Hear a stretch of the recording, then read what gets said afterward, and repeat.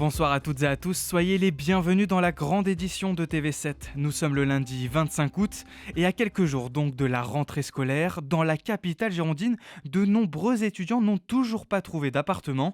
Un casse-tête qui s'amplifie chaque année, à tel point que Bordeaux figure désormais sur le podium des villes avec le plus de tensions locatives en France, devant Paris. Mais alors, comment expliquer de telles difficultés à se loger pour les étudiants? Élément de réponse avec Gabriel Garouste. Ici, donc un civil avec machine à laver. Cela fait plus d'un mois que cette famille originaire de Royan recherche un appartement. Quand je vois passer les prix des chambres pour du 12 mètres carrés dans des colocations. Ouais. Mana Picard entre en master à Bordeaux. Il ne s'attendait pas à rencontrer autant de difficultés. C'est que ça part très vite, donc forcément il faut être très à l'affût de toutes les offres qui sont potentiellement intéressantes et puis d'y aller de tac au tac, parce que sinon ça nous pile sous le nez et puis c'est mort. Ouais. Cet agent immobilier constate cet été une diminution du turnover entre locataires. Avant, les étudiants du coup quittaient le logement début juin, à la fin du coup l'année scolaire, pour retrouver un logement du coup au mois de septembre. Maintenant, face à la pénurie de logements, ils préfèrent payer quelques mois dans le vide, mais avoir la certitude d'avoir un logement pour la rentrée en fait. Bordeaux est la troisième ville française où il est le plus difficile d'obtenir une location. Alors les étudiants s'adaptent et prennent même de l'avance sur les résultats Parcoursup. On a certaines personnes qui prennent le pari d'anticiper les résultats et qui viennent prospecter, déjà commencer leur recherche avant même que les résultats ne soient parus. Autre explication de cette course au logement, le manque de place au Crous. On en dénombre seulement 8000 en Gironde pour 137 000 étudiants. À cela s'ajoute une augmentation des loyers dénoncée par cette syndicaliste étudiante.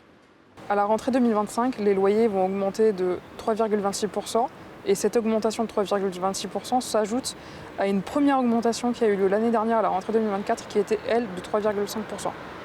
Le parc locatif privé n'échappe pas à ces hausses. Le loyer moyen pour un étudiant à Bordeaux sera cette année de 589 € contre 562 l'an passé.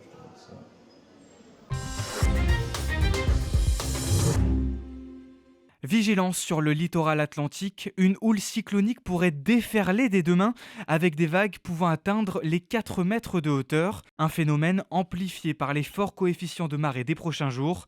Par mesure de précaution, l'accès à certaines plages pourrait être interdit au public. En sport, clap de fin pour le Challenger de Bordeaux, la compétition majeure du basket 3-3 qui offre un ticket d'or pour la Coupe du Monde. Vendredi dernier, les hommes entraient en lice avec les premières qualifications sous un soleil brûlant et un public en fusion. Retour sur cette journée avec Emma Sikli.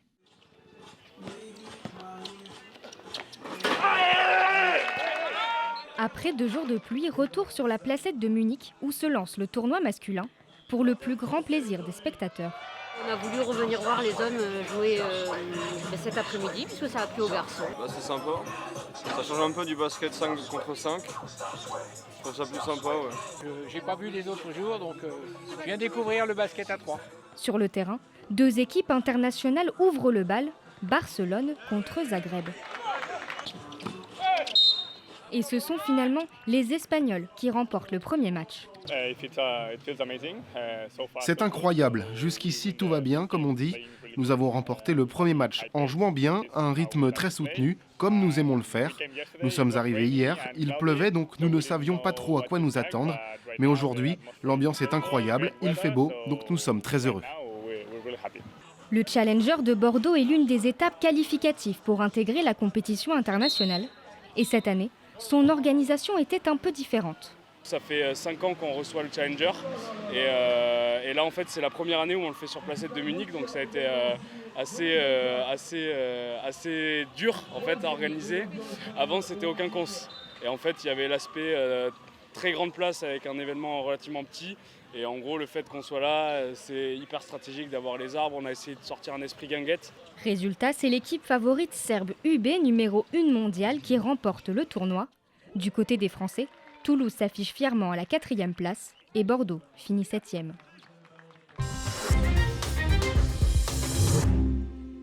Et toujours en sport, mais en rugby, cette fois, l'Union Bordeaux-Bègles a parfaitement réussi sa grande reprise lors d'un match de préparation face à Angoulême, avec une victoire 29-14.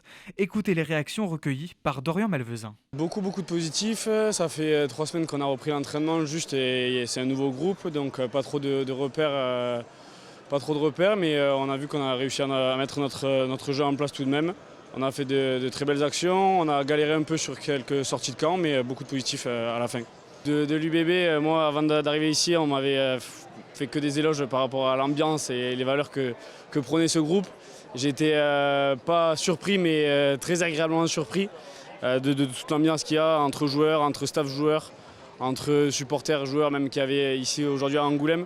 Honnêtement, tout se passe pour le mieux depuis le début. Là.